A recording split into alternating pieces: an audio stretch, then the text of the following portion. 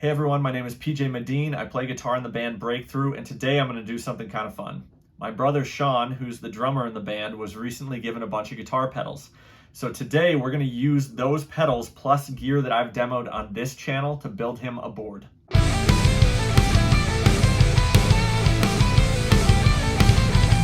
Here is his pedal train. I think it's a Classic Junior. All right, we're going to start by putting some Velcro down. So I need it to be till about here. Let's get that cut. I'm gonna slide it down a little bit so I can cut it, slide it back over, not have a bunch protruding. Perfect.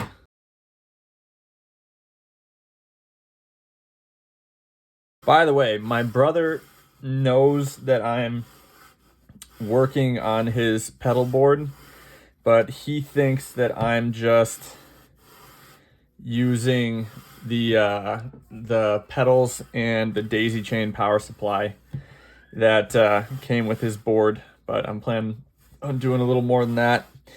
So got the Velcro down. The next thing that I want to do is attach the power supply.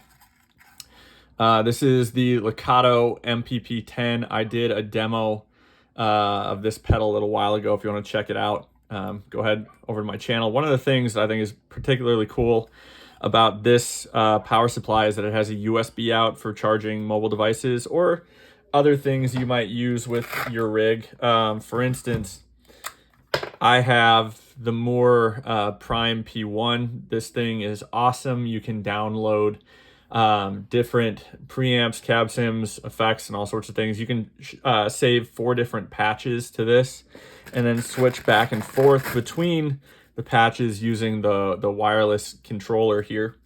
Awesome piece of tech. Moore just came out with the Prime P2. If you want to see my demo for this, you can check it out on my channel. Maybe I'll link out at the end of this video. Anyway, all right. So this is the power supply that I'm going to use. Oh, the other thing I like about this is that it has these 500 milliamp outs here, 2 of them where you can switch between 9, 12, or 18 volts, which is awesome for things like my amp tweaker Tight Rock preamp, which can use all those voltages. Enough about that. I got to figure out where I want to put this on the board. I usually don't like putting something like this on the top, though I know that people do that. I like to have it stuck to the bottom. The only question is it going to fit? So here's what I got. There is a place it could be stuck here. Man, but there's not like,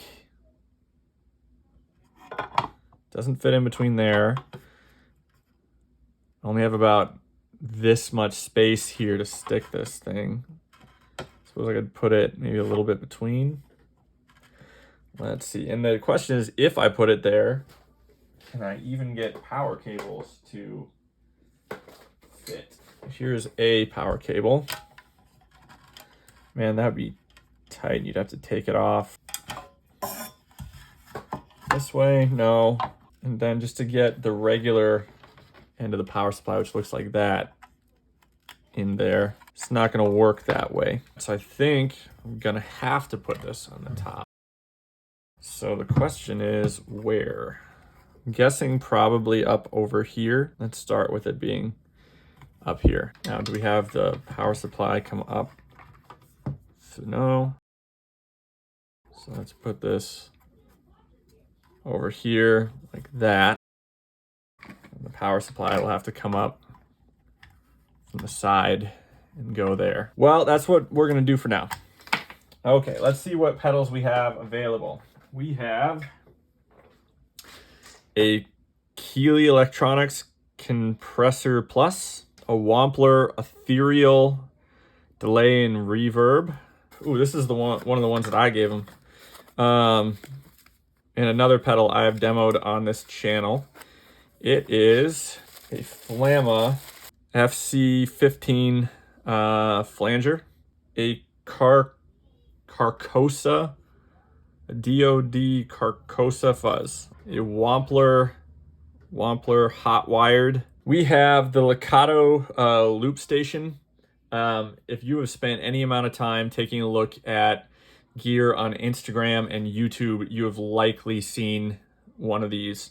It's a handy little looper, but if you press these two buttons together at the same time, it takes you into a tuner. Flamma FC21 compressor. I don't think we're gonna need that since we already have this Keeley Electronics one. And then the Flamma FC16 optical tremolo. I have demoed these Flamma pedals on my channel. If you are interested in mini pedals, they are great. I think it's the FCO5 modulation pedal, which has lots of different types of modulation in them. I'm using that right now to record different lead parts for my band's upcoming album. And our producer, when I brought him in the tracks that I recorded at home, remarked on the tone, said that he thought that those were some really great tones, and a lot of those were owed to the FCO5. And then the pièce de résistance, the more 015 brown sound, which I think, and you can go back on my channel to fact check this, I think this was the first pedal that I ever did a demo of. In fact, come to think of it, that record might be best researched on my Instagram channel, as that is where I had initially began posting demo videos. These are all the pedals we have to work with. Let's figure out what order we want to put these in. Typically, it's best practice to put the tuner up front. So we are going to take the Licado loop station and put that up here.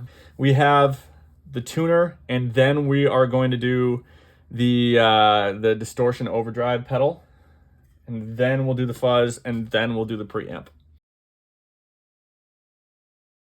All right, for a pedal this size, probably gonna do two strips like that. I know she doesn't look like much, but she's got it where it counts.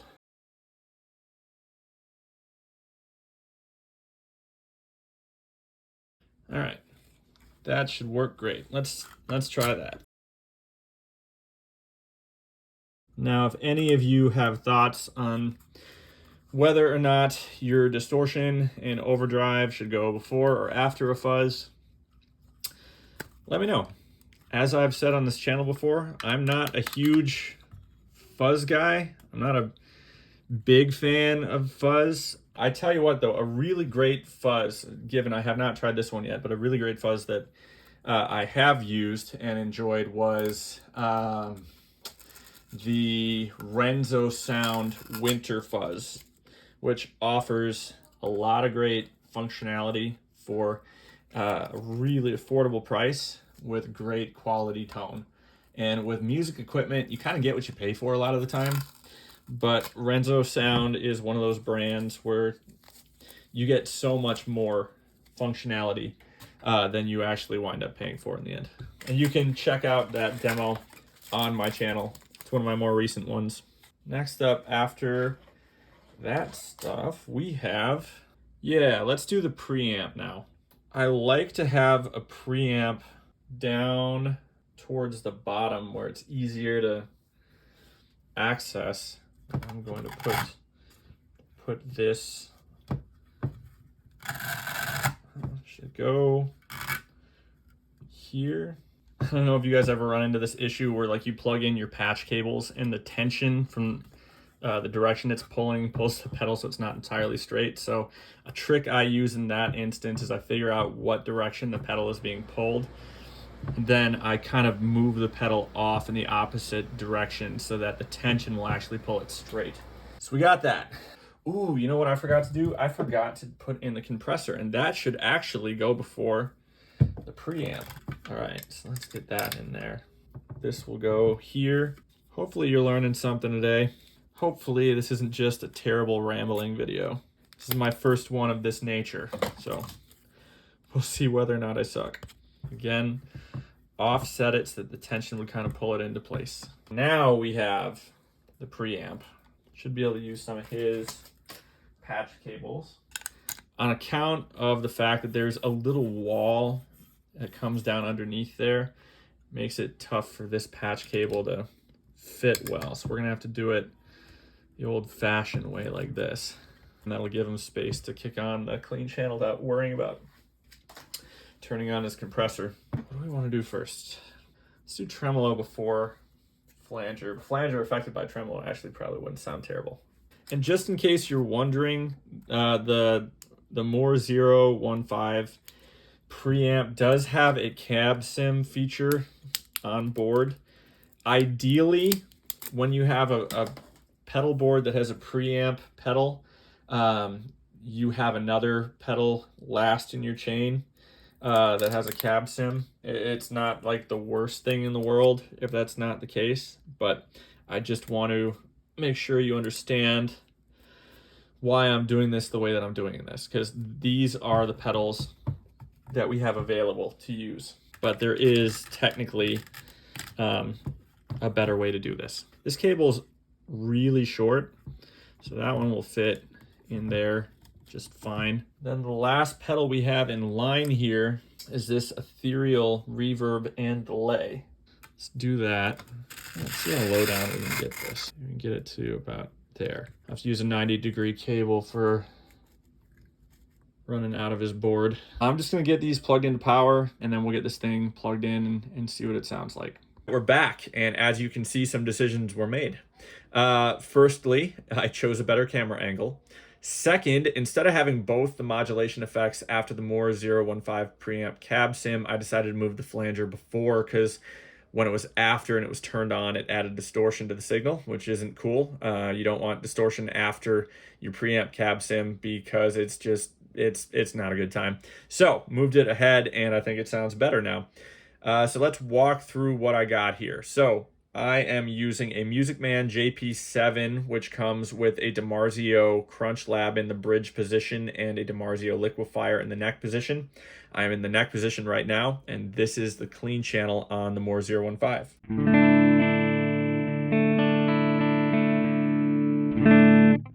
Going to the bridge position now, using the Crunch Lab and changing this over to the dirty channel.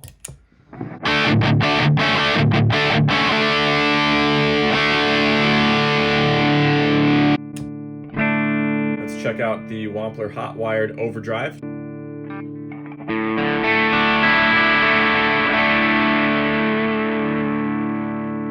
And the distortion.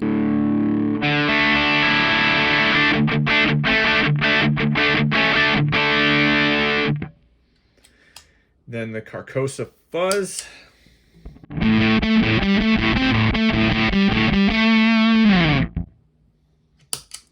Then the compressor.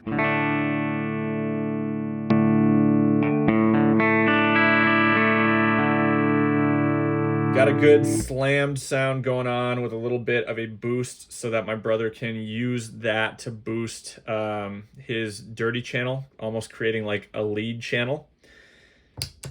Then we got the flanger, the problem child. Sounds way better there.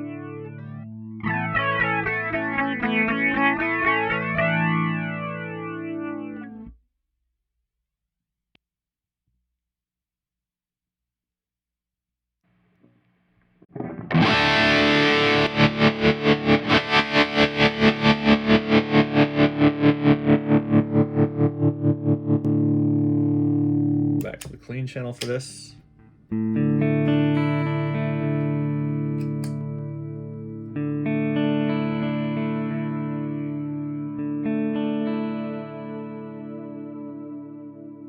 Very pretty. And that is my brother's board. I'm going to link out to all these pedals in the video description. So if you liked any of them or you like the board as a whole, you can find the different pieces there. Don't forget that you can find demos on my channel for the analog flanger, the Moore 015 preamp, the optical tremolo, and the MPP-10. So anyway, thank you so much for checking out this video. If you liked it, please give it a thumbs up and subscribe to my channel for more. Thank you.